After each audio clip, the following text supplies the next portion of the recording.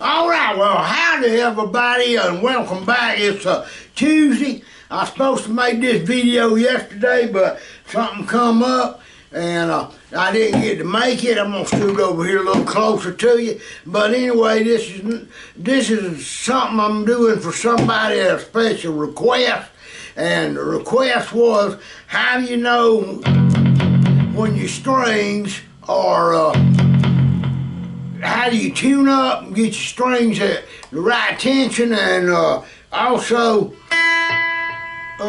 how you know you're not over tight them, cause if you put new strings on the guitar, and I tuned this one, I untuned it. As you can hear, it's a total wreck. Alright, now I'm using a Boss Chromatic Tuner. That's what it looks like. And you can see it's on. Alright, watch. Okay, so that string is way down low, just like if I just put it on and cranked it up. Now let me tell you a little secret about putting new strings on your guitar. Number one, the last three strings, them little tiny ones I'm talking about, number 1, 2, and 3. I wrap them, when I pull them through the peg, through the hole, I leave, you know, on these big old strings up here, I go about a length. Let me cut this off and show you. I usually go a length with these big strings, one length. I pull it through the peg, and I'll leave that much, a length of the pegs, sticking through to wind them. They're big top 3 strings. Them 3 that's detuned. Alright, now, but now pay attention to this is important. On these little tiny ones, I go about that far with them out, so I get more wraps. And the reason being, there's a hole you got to poke the strings through. If you got just a few wraps and it's pulling on that string, it can cut it, just like cutting it with a pair of dikes, cut off pliers, or whatever you're using to cut them with, and side angle cutting pliers. But anyway, so that hole will cut them. So what I do, I wrap the strings around them where the pull part on the string is pulling over a smooth surface. See what I'm talking about? I got a friend of mine that he breaks his little bitty last string, or his first string, to E string. When he buys a set of string, he always buys 2 E strings, because he never can get the concept of pulling up and wrapping, and he'll snap back first string every time. Alright, now, if you got one of these tuners right here, and I wish I had my glasses on, but it's a Boss Chromatic Tuner. See the light? Hear how low that is? That's an F, or somewhere in the close to F. Okay, it's also got selection switch. I should have brought my glasses to read this little bit right here. Now, you can set your tuning to 440 or 432 hertz or something like that with this, and you know, you had to be paying attention to this, because I got 2 of these. Now, I got one set up on 432 hertz, and then I got another set on 440 hertz. And I did that by accident. And the other day when I tuned my guitar, and then I put the tuner down, I picked up the other tuner and tuned my lap steel, not knowing it, and I did a loop, and I'm like, you know, listening, I'm like,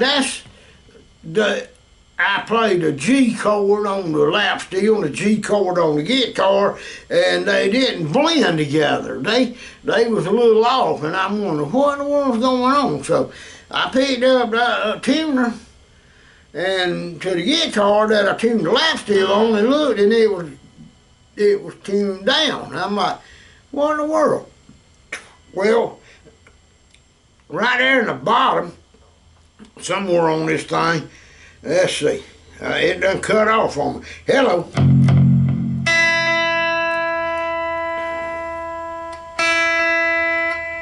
If you look in the top corner, I don't know if you can see that it says 440 hertz.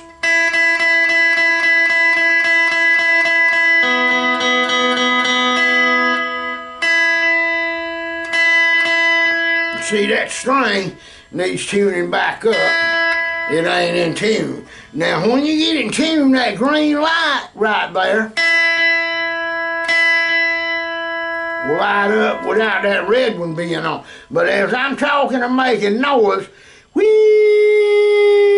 see there, I can pitch it. Now, if I was playing, let's say you was out in a live band situation, a lot of noise going on, you didn't want to use the speaker. You see it's got an input jack right there. You can plug directly in to your cable and bypass all the noise. It'll bypass the speaker that's in there, and it don't pick up none of the outside commotion no more, because, you know, your bass player over here is going to keep thumping out a little bass, or either the drummer's going to be back there banging on the drum in a live situation. All right, let me get this thing tuned up and show you. Now, we're talking about how to know when you string. Now, I feel my string. Let me go back. I kind of mashed down on them, but I watched my tuner, and here's the way I tune them up. Right now, I'm in a F.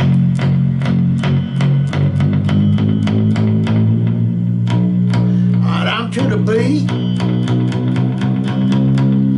C, D. All right, I'm gonna stop at a D. I'm gonna push down on it. I'm still getting a lot of flex. It ain't feeling like it's so tight it's gonna break. So I know I'm good to go on up. Okay, another thing I'm gonna show you, if you stay tuned right at the left, I'm gonna show you the strings I use.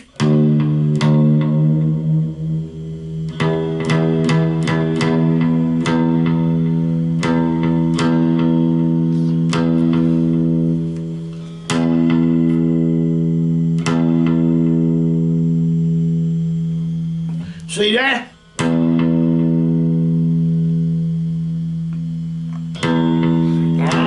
Now, new strings will stretch. What I do, I push them all with my finger and push them down like that and work them a little bit and just push them down, stretch them out. I bet you can stretch your own strings out the same way.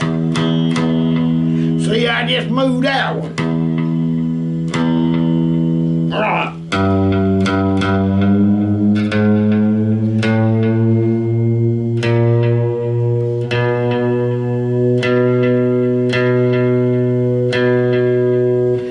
That was my B.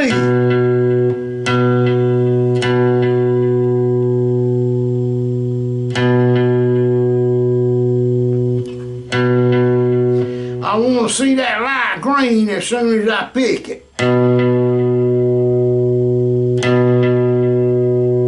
Alright. Back to the E.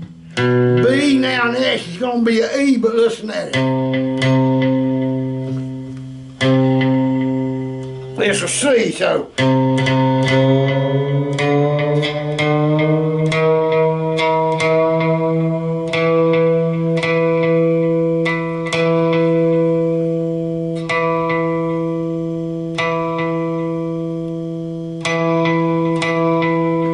All right, there we go.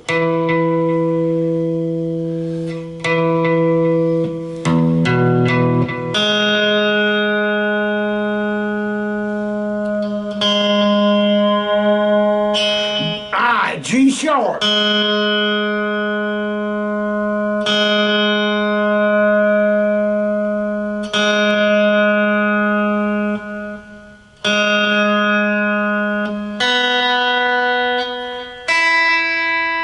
All right, and there we have it. got it tuned up. Okay, so what the tuning is an open E, and we'll go through it right now one time for you. The first top string, or the sixth string, up here's a E, then a B, a E, a G sharp, a B, and an E.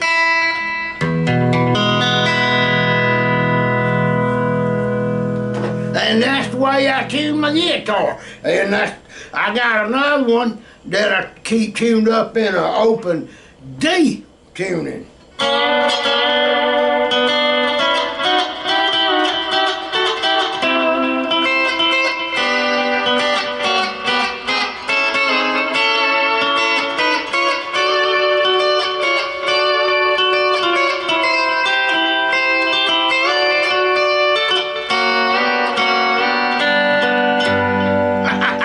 There we go. Okay, now, for what I was telling you about the strings, we'll go ahead and get that part done. These are my favorite strings, and I'm gonna move you in a little closer just so you can see. But I buy these here, the Dario, and if you look right up there, they call them heavy drop C strings, but there's your number on them right there, EXL 148, and I seen somebody wrote it up there in the comment. Oh, and that's another thing I want to explain to y'all about is comments. Y'all, a lot of people have commented to me and I didn't comment back, and there's a reason for that. I have a hard time on this darn thing finding comments. I see them 1 minute and then I'll go to say something to it and it's done moved, or somebody else has posted something and moved it way down. So, and then I know I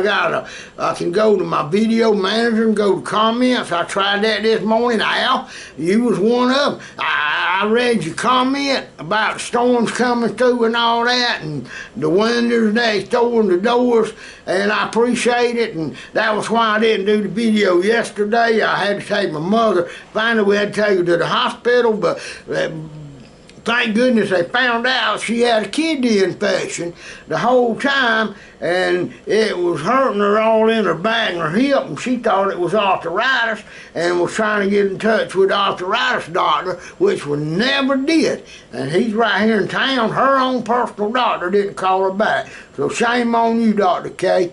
Okay, but these are the strings. I can buy these strings online. I order about 10 at a time. And I guess they still got them, a company name, JustStrings.com. I believe is what it's called. JustStrings.com. But these here seem to last longer, and they also nickel wound. Well, it says it, nickel wound. That means your bar slide all up and down that string without getting that sound saying zip, zip, zip. I know y'all heard it before. In fact, I've got a set of dobro strings on one of my dobros, and it's got a bad zip, zip, zip sound to it when I move the bar around. But anyway, that's the strings I recommend. You know, or the ones that I like. It don't mean you got to use them, but they says on the back, got a bright tone, but and probably some of y'all are already using these strings. I don't know. But anyway, that's what's on all my lap steel guitars. And they work great. So anyway, this is the video on that, and the attention of your strings. You still should be able to move them. Now, when you tune up, and I've noticed this before, I'm going to back you up a little bit. If I tune up in an open, like a C6 tuning, oh, and that's something else. Somebody asked me to play something in C6, and I got to find out, and we'll tune up and try that, blues or rock or something. But anyway, I use that tuning most for Western and Western swing music. Or it's good for Hawaiian music, but I just ain't a Hawaiian music person. The music's pretty, but I just can't get into it. I like a country, rock and roll, old style rock and roll. I'm from the 70s era and the 60s. So I like the old school stuff. Old school country, old school rock and roll and all that. But and then again, I like some of the Pink Floyd and like all the Leonard Skinner music, and the Allman Brothers, some of the Bee Gees, and gosh, just piles of them out there. But anyway, what I was going to say is that I done lost my thought. So anyway, by golly, y'all practice your guitar, and on that tuning, remember, them last 3 strings, you need a good wrap on them. Keep from snapping it, because that little hole has been drilled through there, even though it looks like the edges have been watered and smooth off, it can still snap a string off. That's why I like extra wrappings on them 3, because that way your string is pulling against a round peg, instead of going through that hole and pulling through it. You know what I'm saying. Y'all have a great week out there, and appreciate you coming by. And I hope this was helpful. I'm going to go back and see if I can find y'all's comments. If I can't, I'm sorry, but it just happens that way. Y'all take care.